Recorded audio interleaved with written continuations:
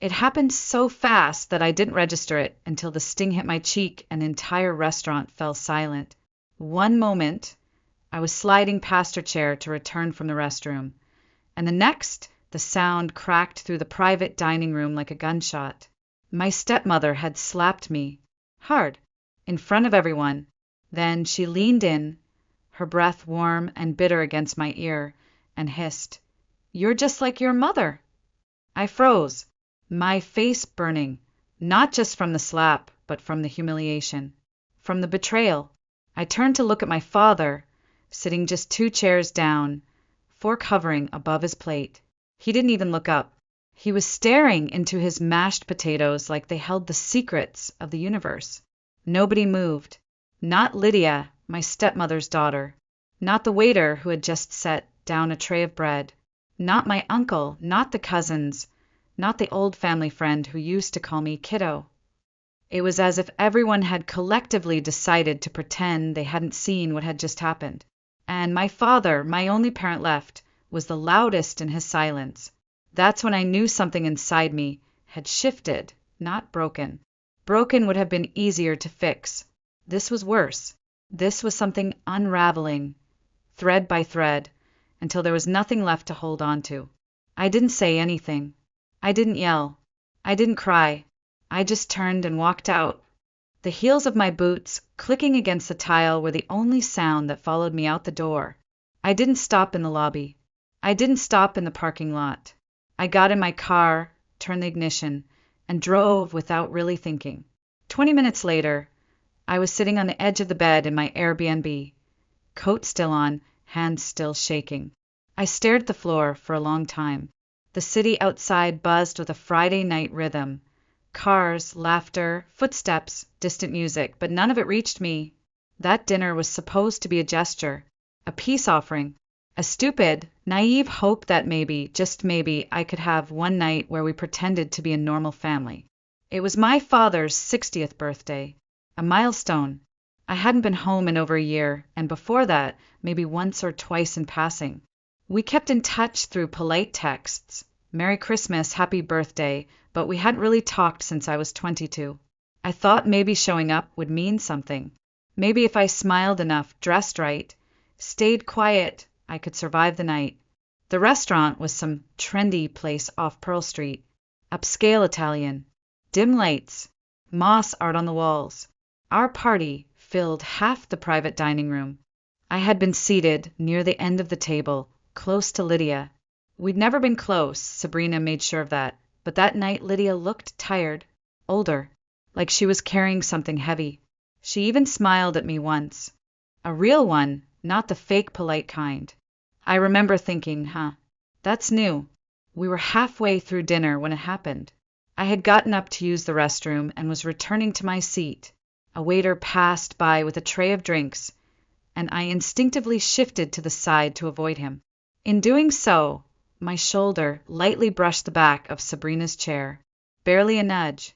Not enough to spill a drink or jostle her plate, but it was enough for her to feel it, enough for her to unleash everything she had been holding in for years. The slap wasn't about that moment. It was about every moment before it, every eye roll, every disagreement, every time I refused to play along with the story she'd written for our lives. And the words that followed, "You're just like your mother." They weren't meant as an insult to my mother. They were meant to wound me. Deeply. They did. But what stayed with me, what still keeps me awake some nights, was the way my father sat there unmoving while it happened. Like it was routine. Like it was acceptable.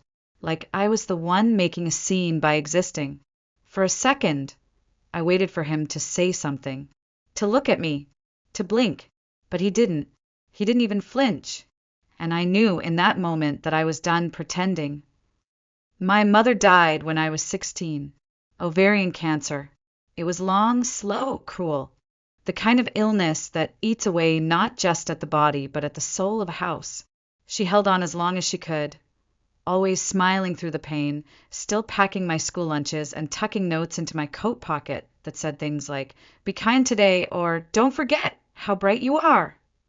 I used to pretend I was annoyed by them, but I kept every single one, Even now, they're folded inside a small metal box in my closet. The last one she ever gave me simply said, "You're enough." She passed in late autumn.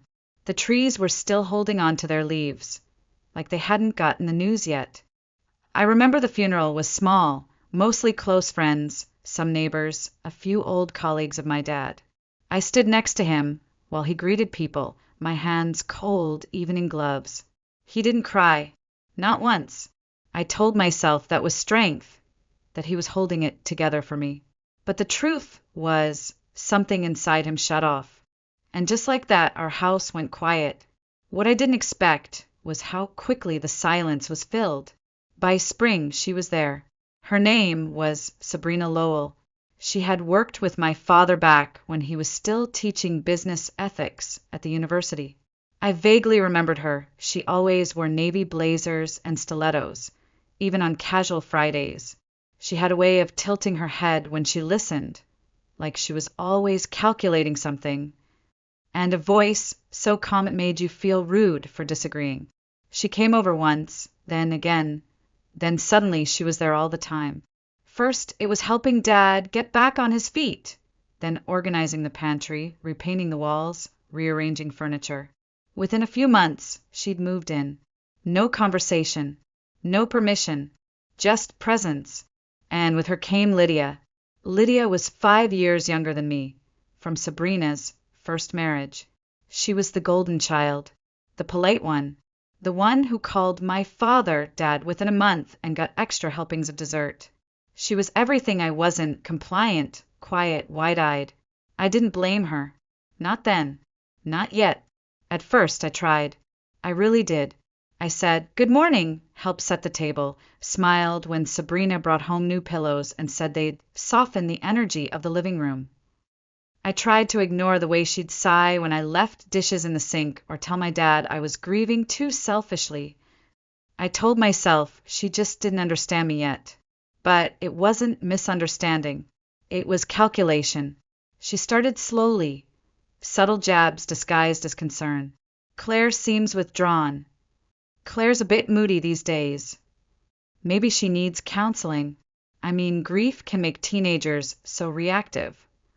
And every time I pushed back, I could see the wheels turning behind her smile. Every time I raised my voice, she'd go quiet and let my father do the disciplining. He never asked for my side, never once said, "Claire, are you okay?" It didn't take long before I stopped speaking altogether. I went to school.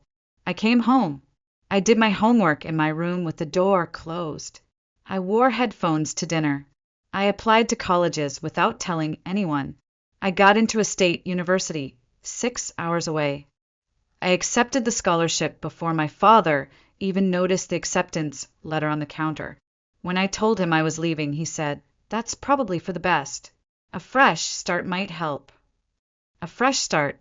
I packed everything I owned into 2 suitcases and left the same week. No going away dinner. No hug. Sabrina didn't even come downstairs. I remember standing on the porch, watching my father sip coffee at the kitchen table, and wondering if he'd ever really seen me. I didn't look back when I drove away.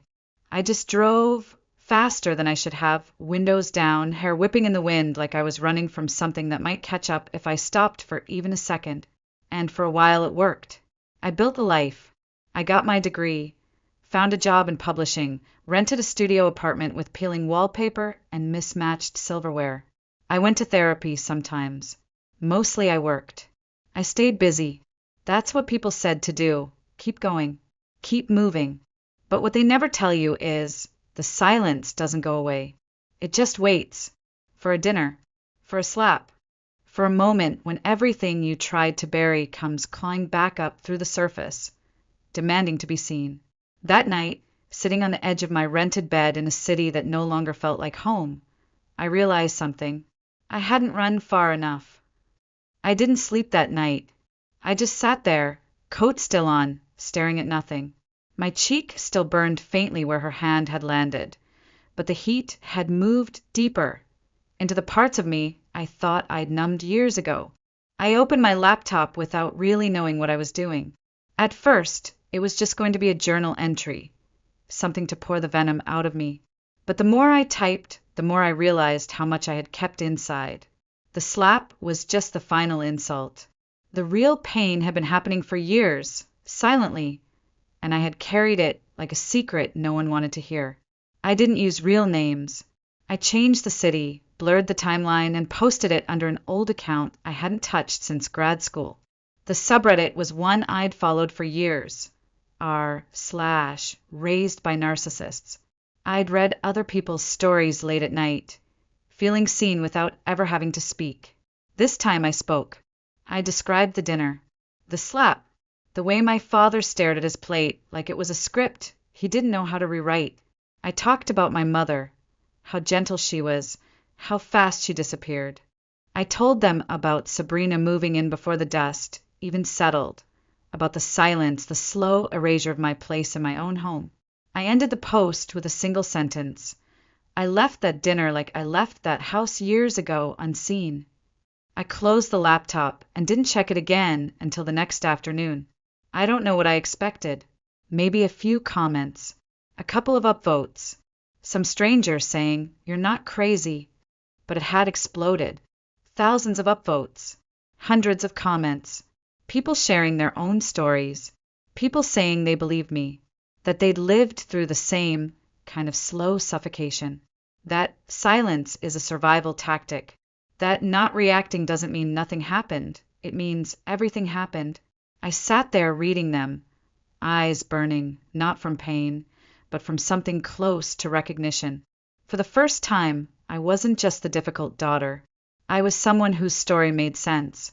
And then, I saw it, a private message, from a username I didn't recognize at first. But the profile picture, barely visible, was of a coffee cup on a marble countertop I'd seen 1,000 times before. My stomach twisted. "Lydia." The message was short. No punctuation. No flourish. "Claire, I read your post. I know it's you. And I believe everything. Can we talk?" I stared at it for a long time. Part of me wanted to delete it, pretend I hadn't seen it. Another part, the louder one, was curious, maybe even hopeful.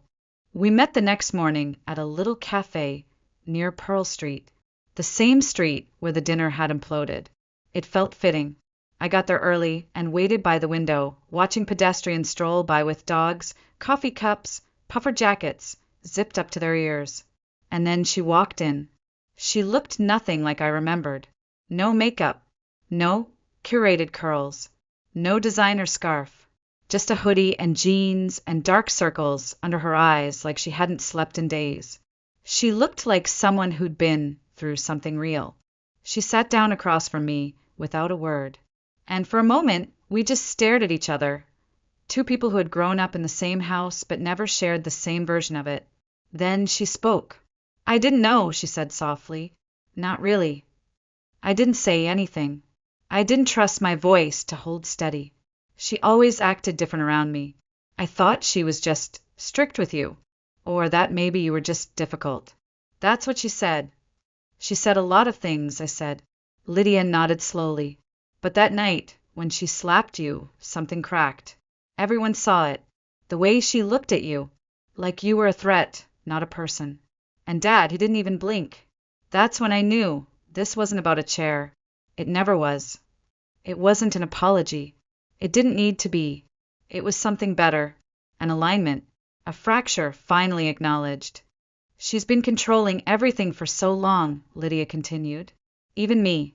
I didn't realize it until I moved out. Even then, I thought it was just how she was. But I see it now. I see it all." She paused, looked down at her coffee cup, then back at me. "Do you still have that post?" "Yes." "Then let's do something with it." I blinked. "Like what?" Her jaw tightened. "Not revenge. Just truth." We didn't tell anyone we were coming. Not Dad. Not Sabrina. We waited until they returned home from that same dinner, full and tipsy, expecting silence and leftovers. Instead, they walked into a living room lit with soft lamps and quiet determination. Lydia was already there, seated on the couch, shoulders back like she had rehearsed this. I stood by the fireplace, arms crossed.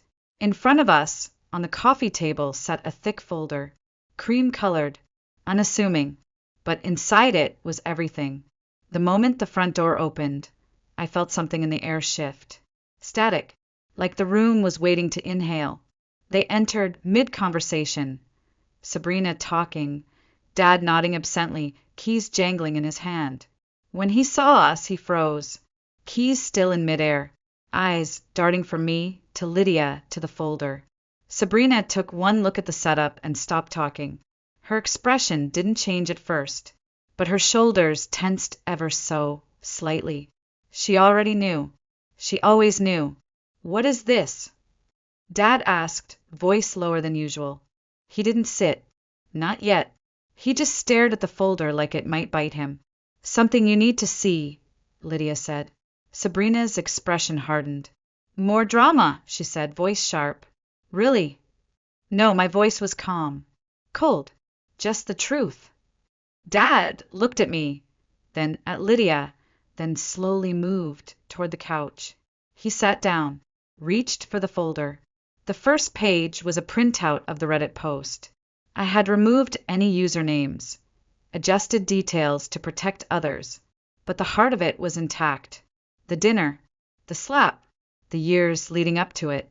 He read in silence, page after page, each word draining the color from his face. His hands trembled slightly as he turned the sheets. Pink, pale, then something closer to ash gray. Sabrina stood nearby, arms folded, lips pressed into a thin line. I could see her scanning the room, already calculating the angle. She was always 2 steps ahead until now. "This is absurd," she finally snapped. "You're both being ridiculous. She's always been like this. Dramatic, vindictive, obsessed with painting me as the villain." I didn't respond. I didn't have to. Lydia leaned forward and turned the next page for Dad. A screenshot of a text Sabrina had sent 2 years ago. "Your sister will always be a problem until your father finally sees her for what she is." An ungrateful version of her dying mother. The silence that followed was the kind that throbbed in your ears. Dad read the message once, then again. Sabrina flinched, just slightly, when she realized which text it was. "That was taken out of context," she barked. "It was a joke, a bad one." "Do I look like I'm laughing?" Lydia said, voice steady. Dad kept flipping. Letters, handwritten, from my mother.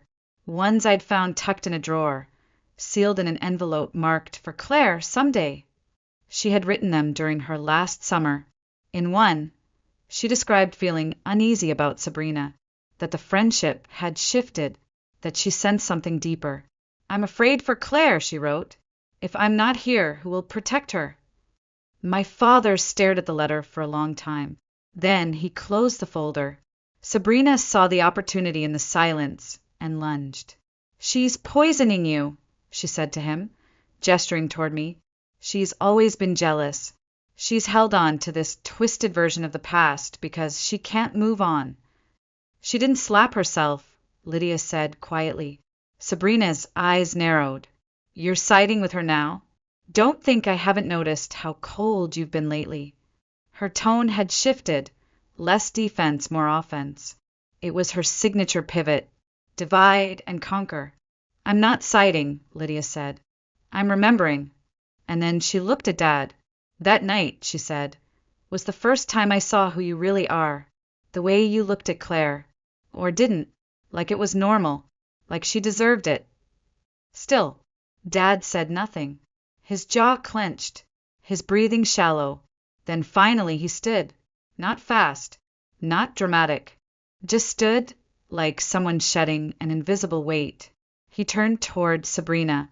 "You told me Claire was exaggerating," he said. "That she was difficult. That she couldn't accept you because she was angry at the world. She was—" Sabrina spat. "She left because she couldn't stand not being the center anymore." "She was 16, he replied. Sabrina's face twisted. "I gave everything to this family," she said. "You think I tolerated her attitude. Your silences, Your guilt for fun? I carried this house while you wallowed." He didn't respond. She waited. Still nothing. And then she picked up her purse. "This is pathetic," she said, voice shaking now. "I'm done here." She walked out, slammed the door behind her. The sound echoed. It didn't feel triumphant. It felt final. Dad sat down slowly. Lydia curled into the corner of the couch like she used to when she was a kid.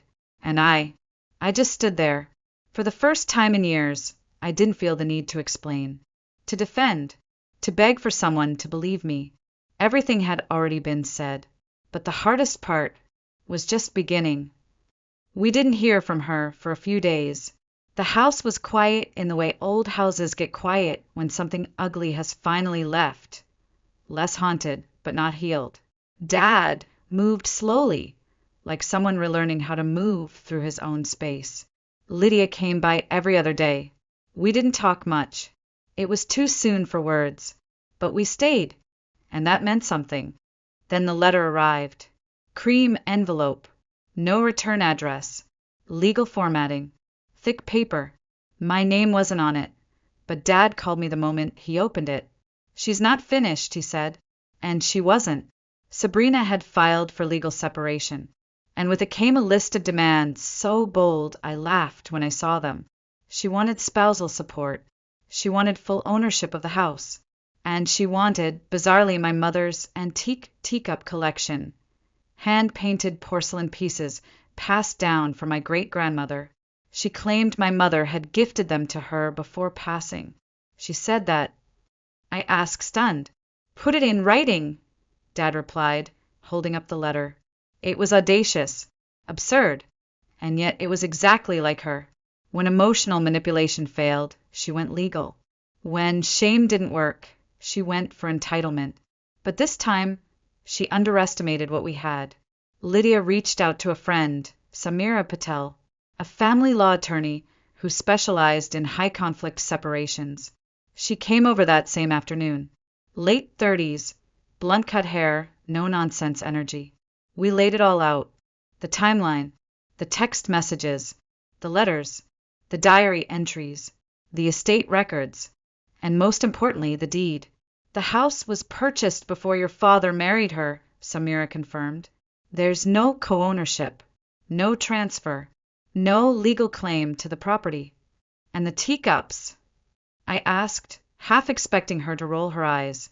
Instead, she smiled. "Do you have any documentation?" she asked. I did. When we cleared the basement last month, I found a box labeled in my mother's handwriting, for Claire when she turns 30. Inside was an itemized inventory of valuables. Next to each one was a name. The teacups? Claire Jennings. Samira nodded. "This isn't going to go the way she thinks." We didn't tell Sabrina. We waited. Mediation was scheduled for the following week. She arrived early. Beige suit, hair in a tight bun, a lawyer at her side, a younger man with nervous eyes and a stack of folders he barely glanced at. She didn't look at us. She didn't need to. Her confidence was radiating like perfume. Until Samira began.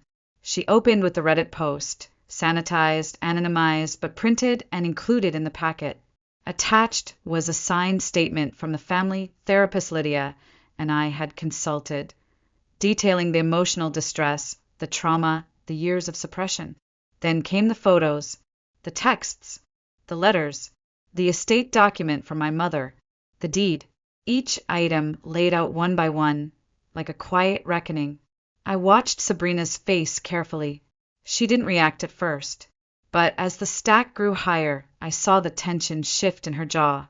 Her lips pressed together. Her knuckles turned white where they gripped the arm of her chair. Samira's tone didn't change once. "We are willing to resolve this quietly," she said. "No public dispute. No further legal pursuit. But it must be on record that she receives nothing from the house. None of the items listed in the will. And no spousal support." Her tone sharpened. "If she declines, we are prepared to countersue for emotional damages, wrongful interference with estate assets, and intentional infliction of distress.